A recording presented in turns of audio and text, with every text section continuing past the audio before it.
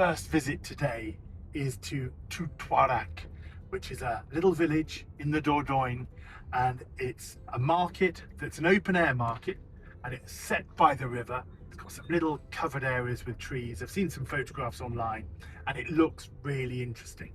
Starts at 7 a.m, so we're at an early start this morning. If you're coming over to France to one specific big antiques fair, then it's straightforward. You know where you're going, you know where it is, you know when it is, you know when it opens. If you're coming on holiday and want to be doing this just as a bit of fun like I am, then it can be a bit more tricky. You've got to look online, expect the shop to be open when they say they are. We've already found out that's not always the case. But then the markets tend to be on a Sunday, but you've got to get there really early. Pick the one you want to target and go for that one. So get there early and you'll have bargains. As you're traveling through these little villages, you'll see little signs at the side of the road. It'll say vide maison.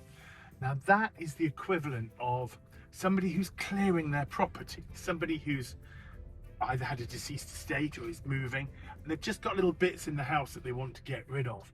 It's a totally different system here in France. You don't find loads and loads of auction houses all over the place. There are the odd ones here and there, but they're mainly selling it themselves. There are some big auction houses in France, but the local community auction house is something that I haven't been able to find.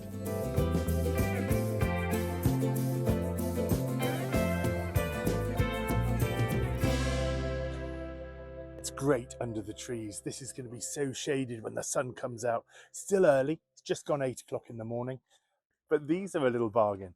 So they're Belge Noir or black slate, and they're big. They would probably have been part of a clock garniture to start with, but they are French. They are 1860, 1870, and they are brass with this black slate or black marble base. I've asked the price, which was a bit silly because the price was on them anyway. Down here, 60 euros, and I've just done a deal for 55. It's not a huge discount, but it's still early. As the day goes on, the discounts will be bigger. But those, they're massive. They're 2 feet high, 55 euros, less than £50. Absolute bargain. The great thing about this place is it has got something for everybody. It's got modern stands, it's got old stands, it's got professional dealers, and it's also got people just clearing their attics. So we've got a proper, really wonderful antique dealer here, full of fossils. And we've got others selling bits from the cupboard, bits from the garage. But you know, if you can't find something here, there's something wrong.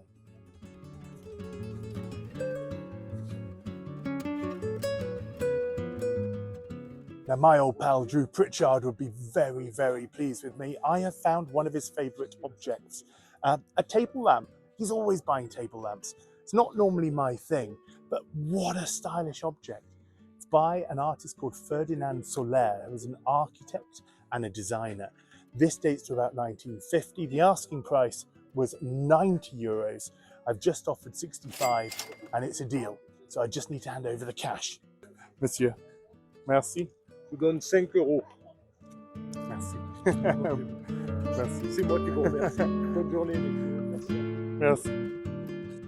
Monsieur, combien s'il vous plaît? 80. 80. Merci.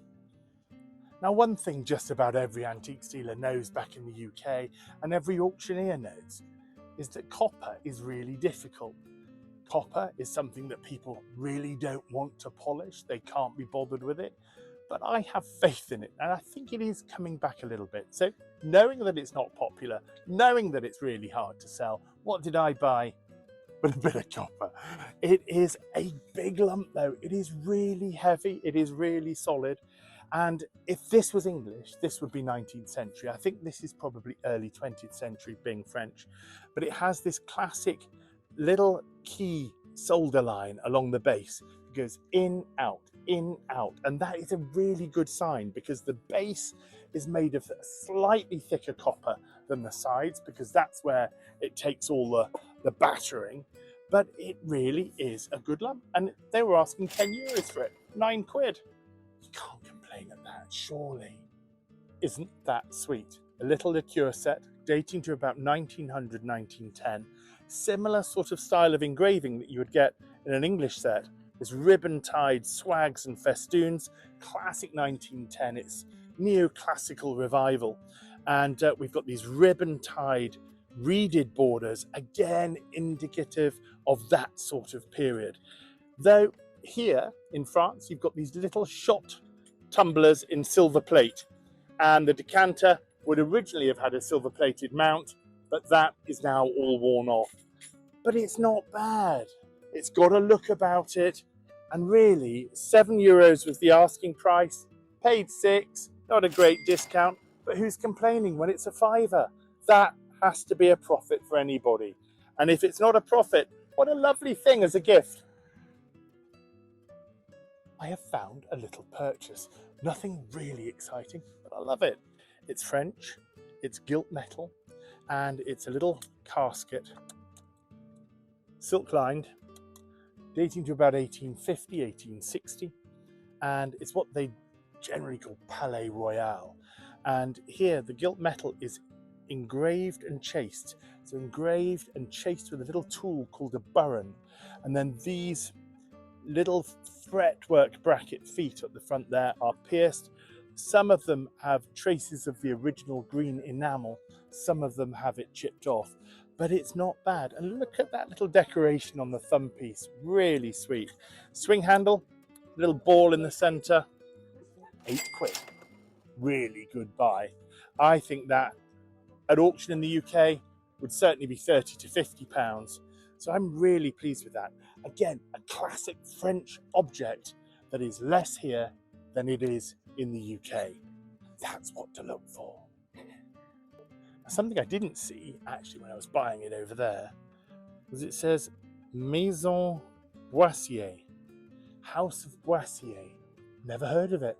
I'll have to look it up. Well, I might be here in Tutarak, but it feels like Derbyshire to me. It's raining, the covers are on, and it is wet. So that means fewer people, more chances for bargains. That is, if I can see the stuff.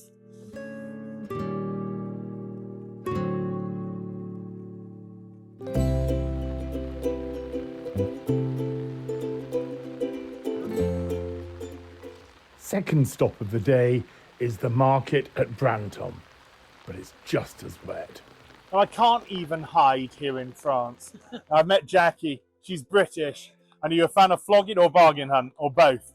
I quite like bargain hunt. Yeah. It makes me laugh when I see what they buy sometimes. And makes me laugh as well sometimes, but there we are.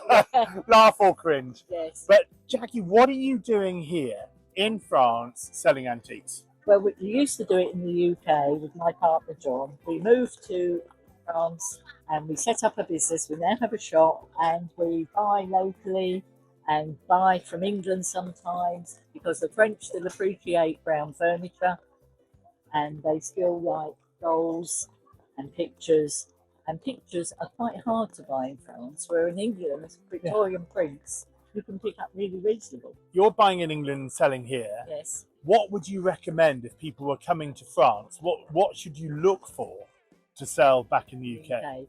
Anything rustic, like enamel, French linen, big old rustic bowls, and there's lots of militaria, old plates. So how have you done today? It's a bit wet. We did all right first thing, but now Yeah.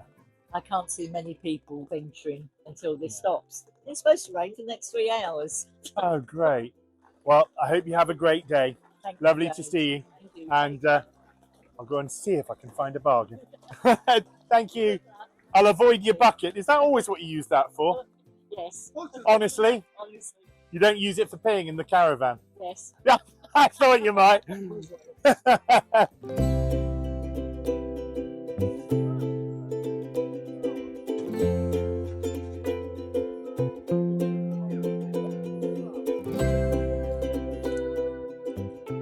There are several things I've collected since I was a boy. One of them is walking sticks, and this is a lovely little example. It's a softwood carved, but very nicely carved German shepherd head It's got one glass eye, one missing. They're really easy to find. Toy collectors have got stacks of them. They cost about 50p, so that's nothing to worry about. But I do have to find a stick to put on the handle. And once that's done, I think that'll be lovely. Now that cost me 25 euros, so just over 20 pounds. I don't want to sell it. I want to keep him. That's for me. So now here at Branton, the rains have gone, the plastic's coming off the stands, and the public are back out and buying again. And you know, this is a really good market. So if you've got a Sunday free and you're around the Branton area, you should come and have a look.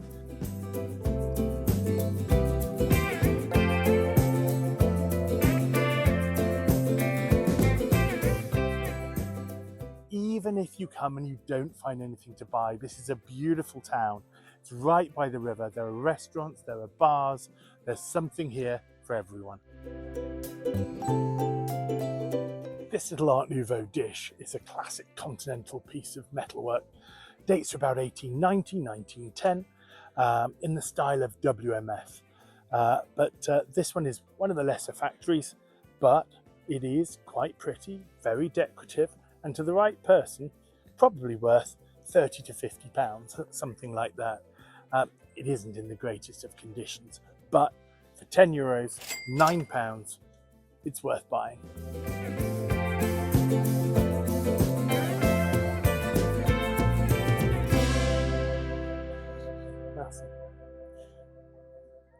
So there are two marble and brass urns, both of which would have come from a clock garniture originally.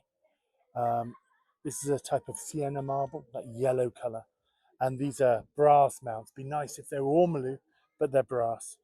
But a single urn like that, I quite like these urns. I think they're very neoclassical in design, and it's got a certain look for an interior designer. And it weighs an absolute ton. So for that, it's 35 euros, and I've just bought it.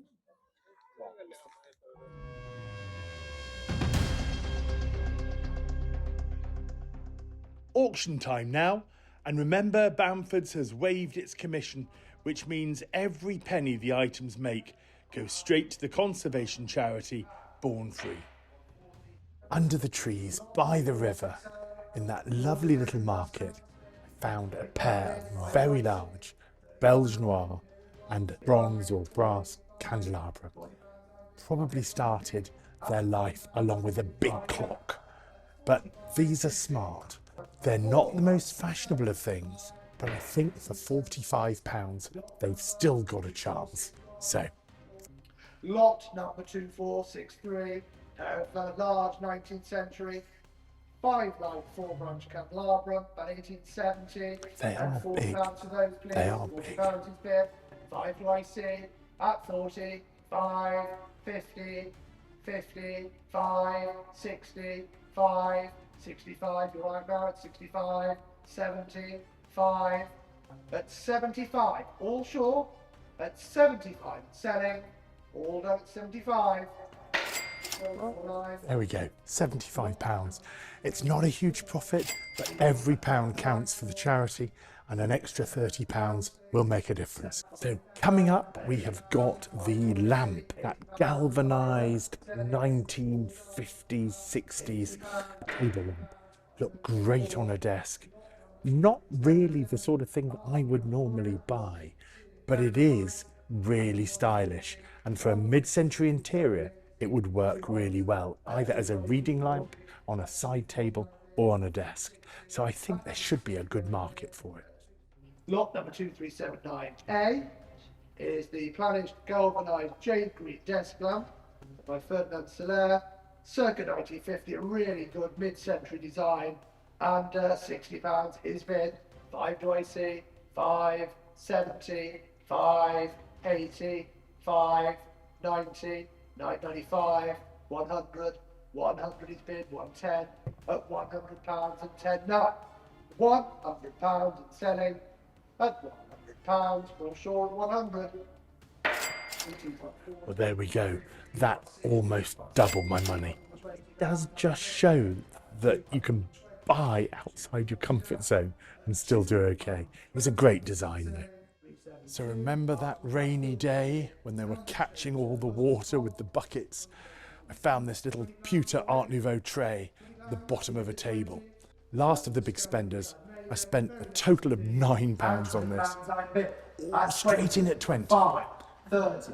30's bid. At £30 I have 5 do I sit? 30. At £30. Very much in the WMF style. 5 now. All done, I'm sure. Setting at £30. Good. £30. That's a profit. 375.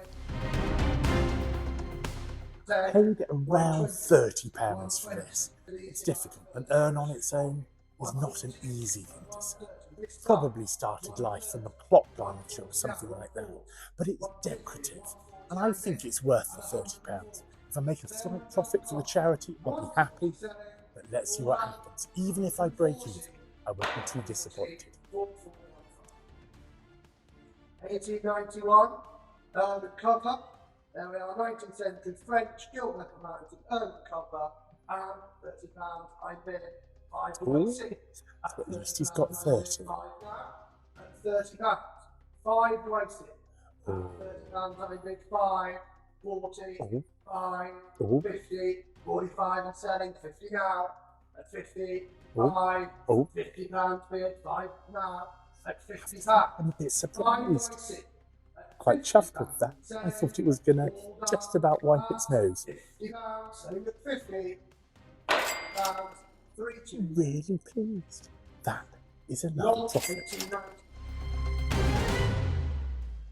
And despite my doubts, that copper pan bought for less than £10 fetched 40. But an even bigger profit was still to come. Lot number 3395, very smart lot, the EPMS and edge glasses, the Cure or shot stats, £20 I bid, 20. I paid 5. 25. And we're at £25. At £25, 30 do I sit? At £25 and 30 now. At 25 I'm bid. There we are, £25. And for a £5 investment, I'm really chuffed with that. So that is a really good little buy. So here we have something I have great hopes for. It's that little French casket, engraved and chased with a swing handle and a silk line, probably about 1890, could be as late as 1920. And it could well have been made for sweets because it's a chocolatier, has a retailer's mark on there as well. So it might have been for a very smart little box of chocolates from Paris. It's really cheap. So I've got great hopes for this. Let's see what it does. Jewellery casket and £30 bid. 5 do I see? Well, that's already a profit. I think it's worth more than that. A lot more than that. £100. 50, 160, 170, 80, 90, 200, £200. 220, 40, 60, 260 now, 60, 80, 300, £300. 280, Oh no, 280. 280. 280, 300 do I see? At £280, all done. 280. What's that? 270 profit. I'd like to say it was easy. Bit of luck, but what a result! Brilliant result for the French market and a brilliant result for the charity.